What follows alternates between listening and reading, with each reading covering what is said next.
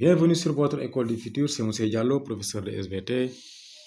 Aujourd'hui, j'ai le plaisir de continuer avec vous la correction des séries d'exercices sur le programme de la classe de terminale S. Et aujourd'hui, nous allons aborder le thème numéro 3 qui porte sur le rôle du système nerveux dans le comportement moteur d'un animal. Chers élèves, avant de continuer la correction de cet exercice, j'aimerais d'abord vous informer de nos cours de renforcement que nous organisons en ligne.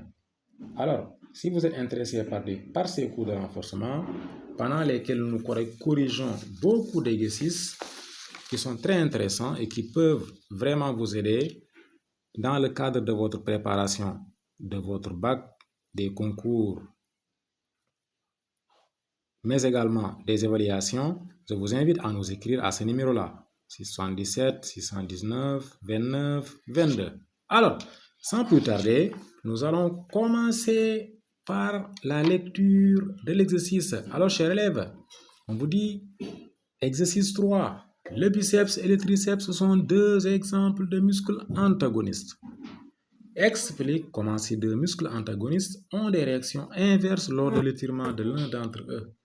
Illustre ton exposé à l'aide de schémas. Alors, chers élèves, comme vous l'avez vu, cette forme d'exercice est appelée ROC, restitution organisée de connaissances. Pour traiter ce genre d'exercice, il faut le traiter avec ce qu'on appelle une dissertation. Donc, il faut disserter ici. Mais c'est la dissertation scientifique, un peu différente des autres formes de dissertation que font nos autres collègues des autres matières. Ici donc, cette dissertation, comme toute bonne dissertation, il faut 3 parties. Déjà, sur la forme, il faut nécessairement 3 parties. Il faut une introduction, un développement et une conclusion.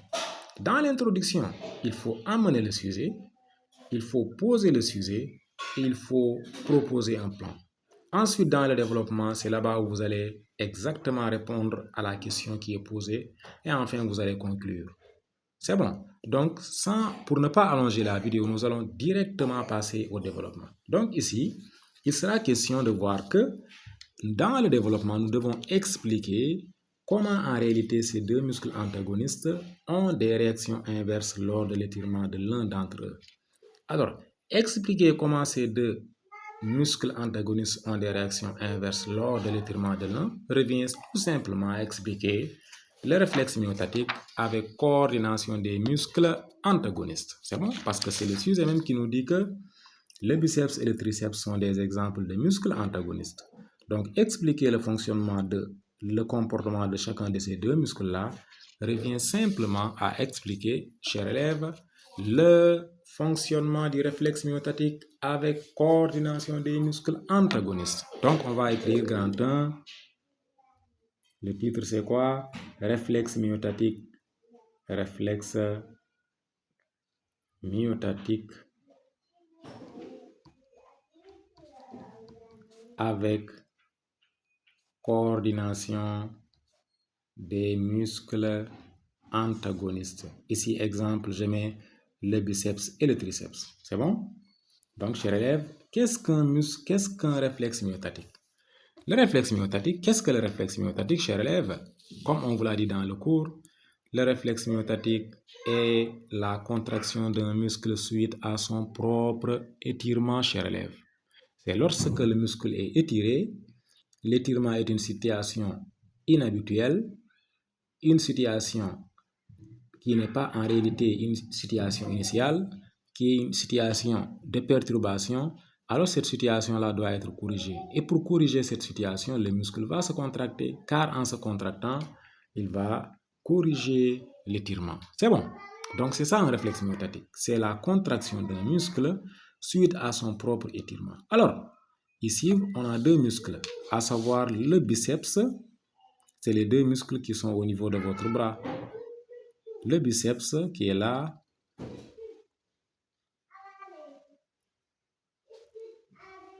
Le biceps. Ensuite, vous avez l'os. C'est pourquoi d'ailleurs on les appelle muscles squelettiques, striés squelettiques, comme on les verra dans le prochain chapitre. Et ici, vous avez le triceps. C'est des muscles qui sont rattachés à des os. a des os.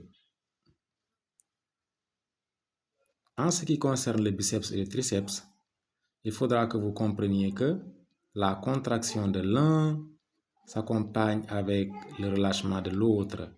Et ici, c'est la contraction du biceps qui doit s'accompagner avec le relâchement du triceps. Car les deux muscles que vous voyez là ne peuvent pas se contracter au même moment, sinon ça va créer des situations non désirables.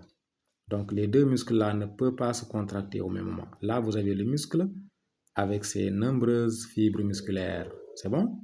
Et ici, vous avez ce qu'on appelle une structure appelée fuseau neuromusculaire qui représente le récepteur sensoriel pour ce muscle-là.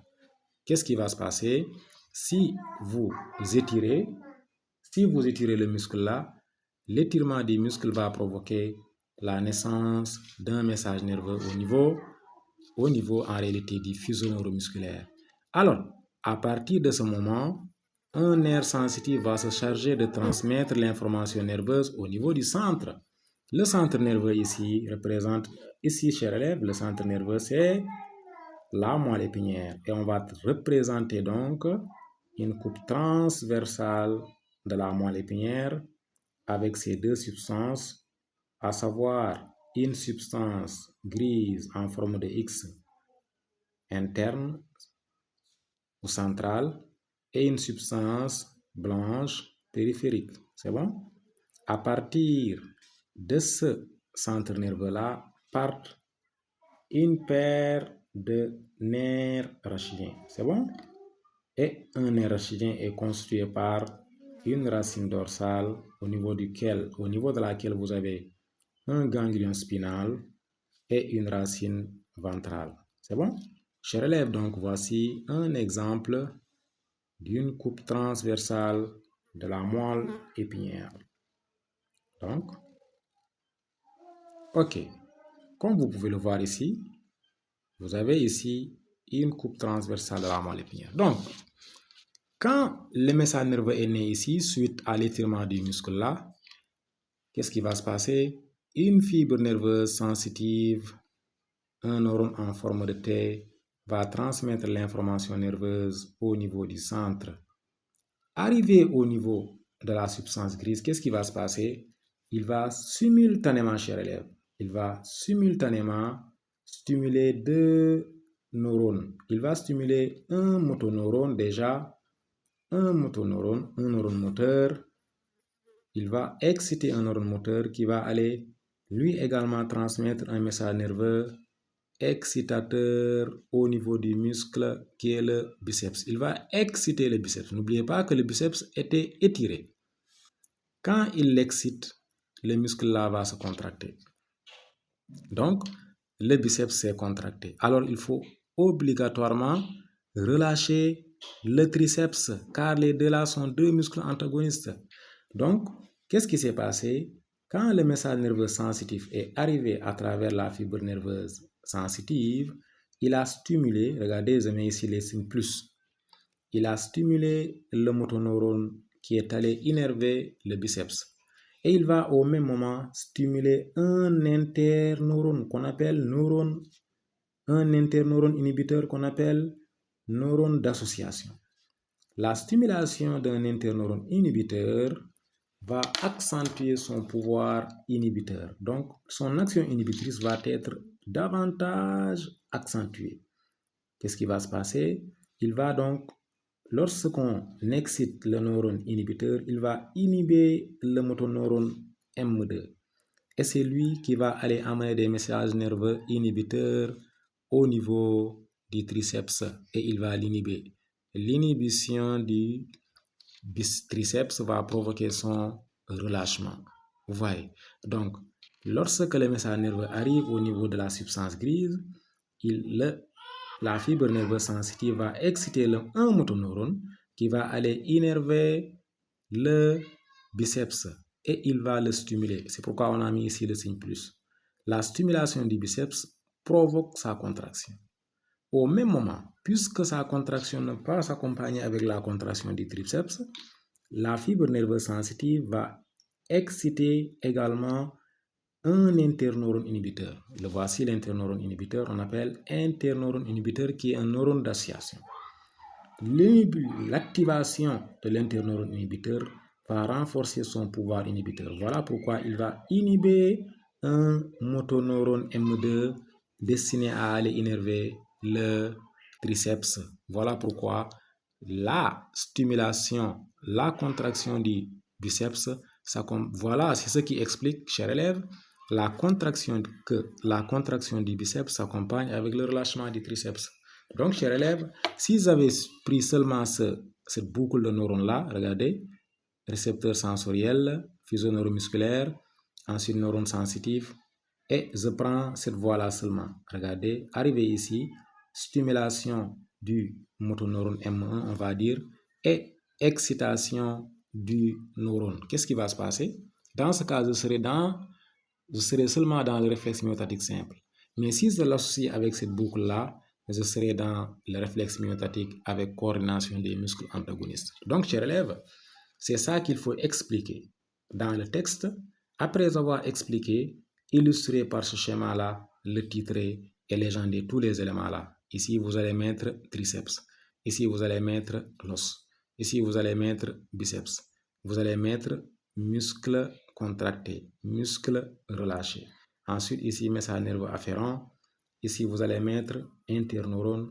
Vous allez mettre motoneurone excitateur, motoneurone inhibiteur et le titre, vous allez le mettre, chers élèves.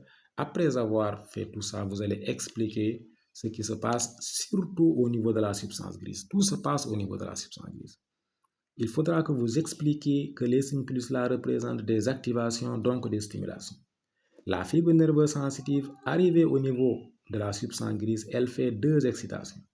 Une première excitation pour le motoneurone qui doit aller exciter les muscles, qui doit se contracter, et une activation d'un interneurone inhibiteur qui doit inhiber un motoneurone qui doit aller au niveau du muscle qui va se relâcher. Alors, après avoir fait ça, illustré par ce schéma-là, vous allez conclure. Et enfin, chers élèves, après avoir conclu, c'est comme ça que vous allez pouvoir en réalité traiter ce genre d'exercice-là. Alors, chers élèves, c'est la fin de cette vidéo. Merci de l'avoir suivi. À très bientôt.